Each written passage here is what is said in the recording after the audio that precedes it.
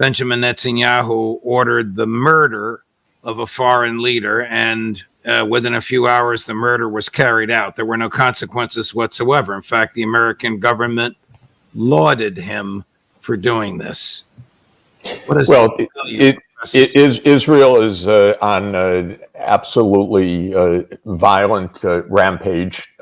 It's aiming to create a Mideast-wide war to draw the United States into that war. And the U.S. keeps saying yes. We have the weakest president imaginable, maybe not even functioning. But whatever Israel does, the U.S. government stands up and salutes. And it's extremely dangerous. It's contrary to America's national security. It's contrary to America's interests, and it's contrary to peace.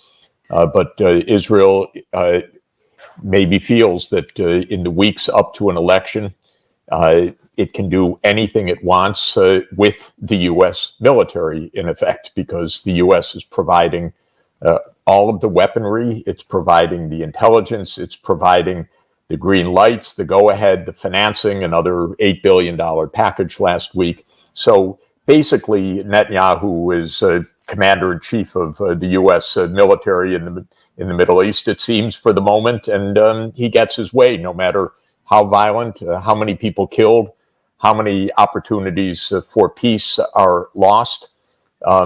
That's not the issue for Israel. The issue for Israel is to dominate the region, and since it has the U.S. Military in its pocket, that's what it's going to try to do. According to Scott Ritter and according to Alistair Crook, the Israelis dropped 160,000 pounds of explosive material in an effort to kill one man and a half dozen of his aides, and succeeded in doing so.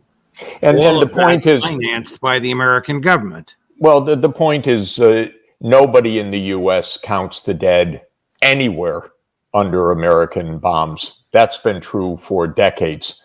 These people do not care about human life. And when there is mass slaughter, as there is in Gaza, is when there is hundreds or thousands killed in an attack aimed at one person, as in central Lebanon, as there is under U.S. bombs in other parts of the world, in Yemen or in Iraq or in Syria. Truth doesn't matter. Lives don't matter. They don't count the dead, not when it's not American dead. And I think they count American dead largely because it's bad publicity, bad for them. But for the others, no one's watching, no one cares. How significant is the death of Nasrallah? Was he just a figurehead, a spokesperson, a PR guy, a religious leader, or is this a significant setback for Hezbollah militarily? Of course, I can't give you a completely authoritative answer on this, but from all I know, he was a very significant figure and an important leader. And it was not just Nasrallah that was assassinated, but many other leaders in Hezbollah. And that followed last week's attack, which killed and wounded thousands with the Israeli terrorist attack, because it killed absolutely innocent people, children, women, bystanders, shoppers, by the explosions of the pagers and other handheld devices, and blinded many others. So this is clearly a real military setback in the short term. But the idea that Israel strikes a decisive blow and somehow is able to achieve its political objective, which is domination over all of Palestine, ethnic cleansing, whatever is needed to be the unquestioned dominant power, will not work because there will be more resistance, there will be more arms, there will be more attacks on Israelis. There will be more missiles fired. And Israel's dominance, so-called, depends entirely on the United States. And as this war continues to escalate, the damage to the United States in security terms, in U.S. interests in the Middle East, and in the isolation of the U.S. Diplomatically will continue to mount. In other words, Israel has tried for basically for many decades, 60 years plus, even before the Six-Day War, to be that decisive, unquestioned, unchallengeable power. It doesn't work, and it's never going to work. Israel is not going to survive in the end unless it learns to live together with the people of Palestine and with its neighbors. And this is precisely what Netanyahu doesn't want to do. He wants to crush them. And that is doomed to fail, whether it's next week, next month, next year, 5 years. The course that Israel is on is utterly self-destructive, but incredibly dangerous for all of us. Professor Sachs, what is the source, whether it's physical, ideological, philosophical, religious, what is the source of Israel's violence? The source is that there is no intention of a political solution in which Palestinians, who account for about half the population of Israel plus the occupied lands of Palestine, to have political rights. So Israel's idea, Likud's idea, the party of Netanyahu, but even more of the partners who are really so extreme, vulgar, that they are rightly tagged as genocidal. People like Smotrich and Ben-Gvir, who head parties that are right-wing, extremist, nationalist, religious movements. The idea is that Israel will control all of the territory from the Jordan River to the Mediterranean. It will dominate the Palestinians. It will do whatever it can to push out the millions of Palestinians who live there. Some will die under U.S. bombs. Some will be ethnically cleansed if Israel gets its way.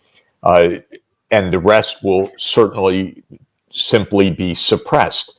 And Israel wants to be such a bully in the region that no one will dare to question or touch this dominance. That's the idea. And it's crystal clear. And the U.S.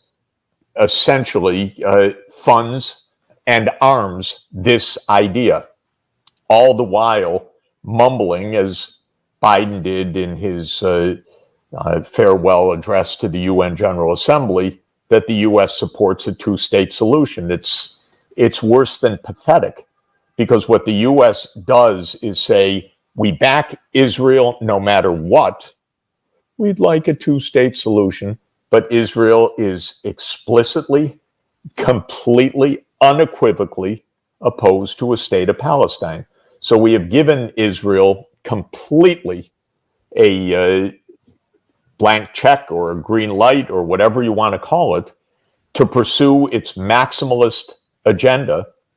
And the only way Israel can do that is with the U.S. military. But even there, this will get more and more dangerous, just as it has in Ukraine, because Iran is a major, powerful country, although Israel's itching for the U.S. to go to war with Iran. And Iran has partners in the world as well, including Russia and other powerful countries that have nuclear weapons. So this is another part of the story of the U.S. government bringing us ever closer to nuclear war, whether it's in Ukraine or whether it's in the Middle East or whether it's in China, where the U.S. is gearing up for war with China, as the Navy says, to be prepared for war by 2027. We have a foreign policy which is making the U.S., the most powerful country in the world, profoundly unsafe and unsecure, because the only thing that threatens U.S. security is nuclear war. And yet we are stoking that risk precisely because of Israel's recklessness, because of Ukraine's recklessness, and because of our own recklessness, especially when it comes to East Asia. Does Israel recognize any international norms or authorities? No. Netanyahu came and he deprecated and scorned the United Nations. He shouted at everybody that they're anti-Semites. They brazenly and blatantly violate every international treaty, Geneva Convention, international standard. When the International Court of Justice rules that Israel's occupation, is illegal, contrary to international law, the ruling from this July, Israel completely ignored it. And by the way, after a rigorous and detailed ruling by the International Court of Justice, the General Assembly voted to support the implementation of legality of the international law according to the ICJ ruling. And who stood against that? The United States of America. We're not interested either in international law. We're just brazenly interested in whatever that part of our foreign policy decides. And since the part of our foreign policy in the Middle East is decided by Israel and the Israel lobby, and the American people have nothing to say about any of this, the U.S. has stood up and in the UN General Assembly said, we don't care about the International Court of Justice ruling at all. So there is no standard whatsoever that Israel will obey. And the language that the Israeli diplomats use at the UN is foul-mouthed and abusive. It's disgusting, actually, and I'm using harsh terms, but I've never seen of the other 192 countries behavior like the Israelis when they come to the General Assembly and yell at the rest of the nations of the world. But they wouldn't do it for 1 second if they didn't have the United States in their pocket. It's breathtaking, and it's breathtaking for a very particular reason. Iran elected a very peace-seeking president just a couple of months ago, President Pezeshkian. And I watched him at the UN all during the week. Every time he spoke of peace, he spoke of ending the killings. Now, when Iran's new president was inaugurated, the inaugural gift of Israel was to assassinate the political leader and negotiator of Hamas during the inauguration week. So that was Israel's way of welcoming a peace-seeking new president of Iran. When the president of Iran spoke last week, and again, I saw him in person, I watched his speeches on video that I didn't see in person. This is a medical doctor who said he saves every life, whether it's a patient who might happen to be an enemy. It doesn't matter. His oath, his responsibility, his human moral code is to save that person. Well, this is a person who spoke repeatedly of wanting to restore relations with the West, wanting to return to a treaty that the U.S. walked out of, the U.S., not Iran, the JCPOA, wanting to find a way forward. What was Netanyahu's answer at the podium of the UN General Assembly?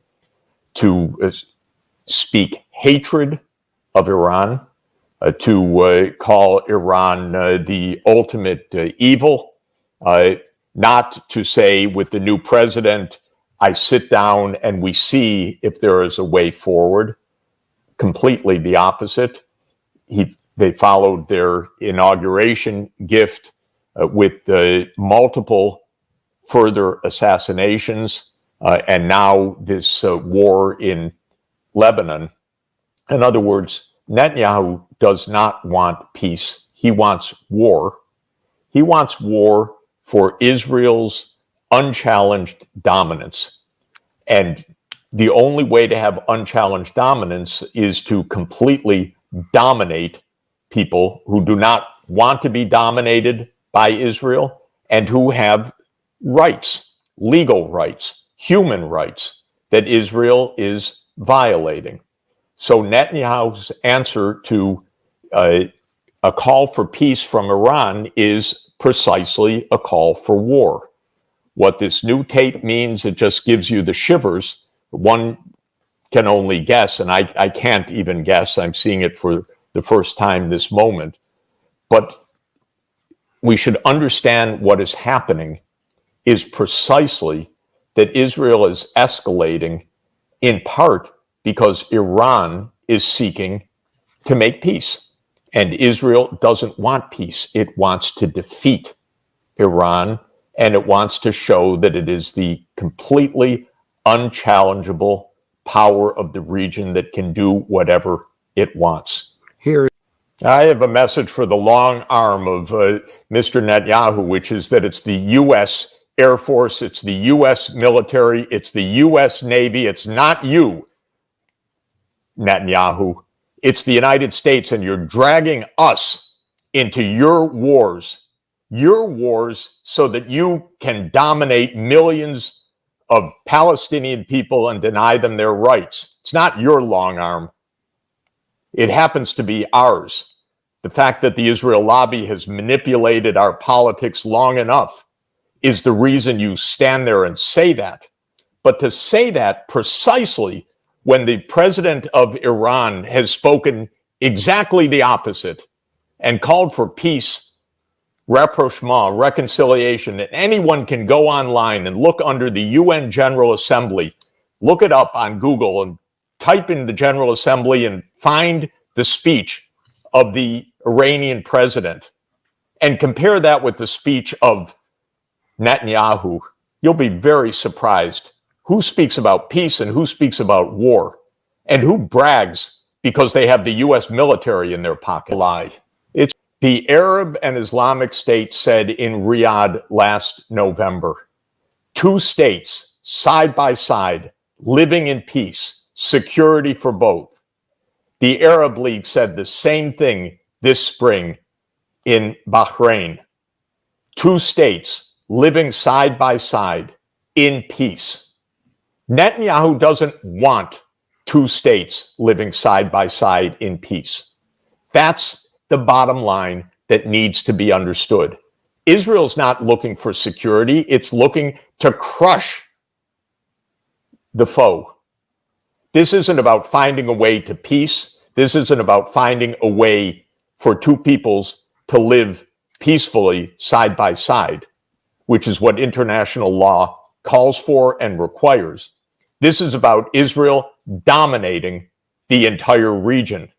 And that's the big lie of all of this. This isn't about anti-Semitism. This isn't about Israel's security. This is about Israel, what they call Greater Israel. And when Netanyahu showed a map as he stood there, you could see it, by the way. He showed a map of Israel with no Palestine on that map.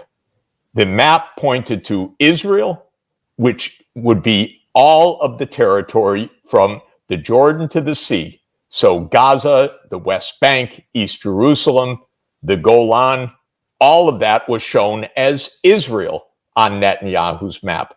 That's the point. Why is the United States in that business, for heaven's sake, at risk of the whole world for that business? Because some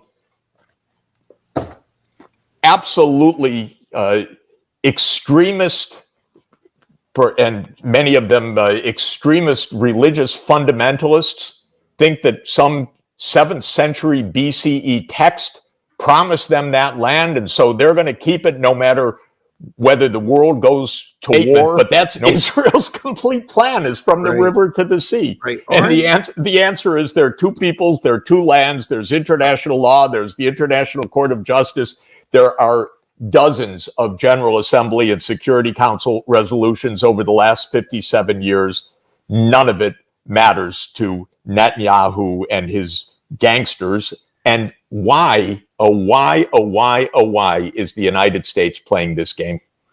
Because of the donor class in the United States and its iron grip on the American government. And you look at, it's both Harris and Trump. They fall all over each other to say who's going to be more loyal to the Israel lobby. Right. They compete. That's their main competition. You're not loyal enough. I'm loyal. I'm going to do everything. They can have complete control over U.S. policy. Are there any negotiations for a ceasefire still going on with respect to Gaza, or have the negotiators recognized that they've been duped because Netanyahu never wanted a ceasefire from the beginning? Israel kills the negotiators. Who are the negotiators? Haniyeh. He was killed. They don't want peace. They're not looking for that. Yeah, they want a 1 week or 2 week ceasefire to get their hostages home so that Israel can resume the war. What they don't want is a permanent ceasefire. That would ruin everything, wouldn't it? If you're trying to win, and he said, we'll win. It's very mature. Oh, my word.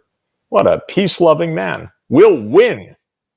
The long arm of Israel. We can reach anyone. We can reach Iran. We can reach throughout the whole Middle East. What? Absolutely, somebody should wake up in the United States and say, hey, we have a country. We have our own interests. We have policies.